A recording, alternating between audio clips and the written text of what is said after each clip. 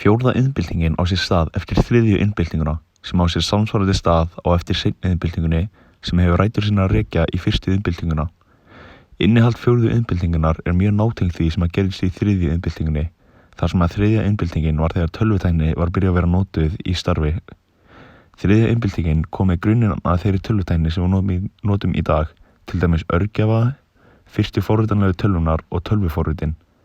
Mikið af þessari tækni var notað til þess að gera auðveldari parta starfsins sjálfvirka.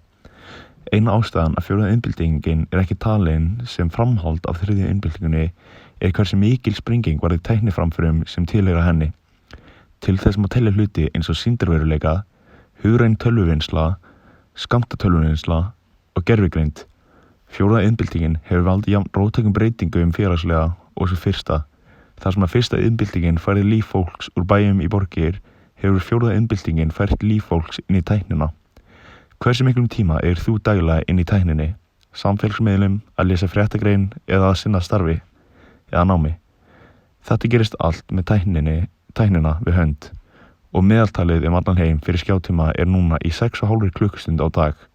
Þessi þróun hefur komið svo langt að tala metaheiminn eða metaverse, sem er stafræn sýndarveruleiki heimur, þar sem að fólk lifir venjulegu daglegu lífi.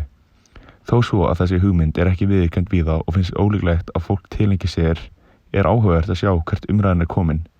Þessi tími hefur líka komið með nýjan félaga fyrir mannkynið, gervigreind, sem verður bara þróaðri með deginum og getur núna búið til sína eigin tónlist, list, uppskriftir og sögur.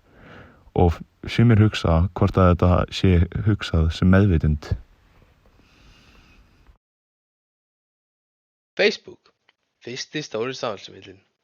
Facebook er samfélagsmiðill og netþjónusta í eign bandaríska tæknirisans Meta Platforms, stofnað árið 2004 af Mark Zuckerberg ásamt 4 öðrum Harvard skólanemum, Eduardo Saverin, Andrew Herbergi McCollum, Dustin Moskovitz og Chris Hughes, og er dregið af andlitsbókaskrám sem bandarískum háskólanemi er oft gefin.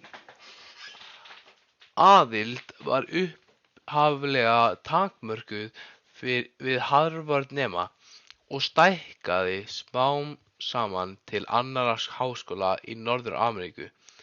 Frá árinu 2006 hefur Facebook heimilað öllum að skrá sig frá 13 ára aldri nema örfáum þjóðir er að ræða þar sem aldurstakmark er 14 ára.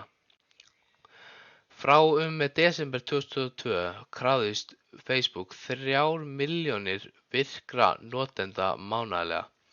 Frá og með október 2023 var Facebook í 3. sæti yfir mesta vefsíðan í heiminum, með 22,56% af umferðinni frá Evrópska sambandinu. Þetta var mesta niðurhlað farsímaforriti 2010. Hægt er að nálgast Facebook úr tækjum og með netendingu eins og einkatölvu, spjaldtölvum og snjallsímum. Eftir skráningu getur notendur búið til prófíl sem sýnir upplýsingar sjálfa sig. Þeir geta sent texta, myndir og markmiðlun sem er deilt með öðrum notendum sem hafa samþykkt að vera vinir þeirra, eða með mismunandi persónuverndar stillingum opinberlega. Notendur geta einnig átt samskipti sín á milli með Messenger, gengið hópa með sameiginlegum hagsmunum og fengið tilkynningar athafnir Facebook vina sína og síður þeirra sem fylgjast með. Viðfangsefni fjölmargra hluta Facebook hefur oft verið gagnrýnt vegna málefna eins og friðhelgi notenda, pólitískrar meðferðar og fjöldaeftirlits.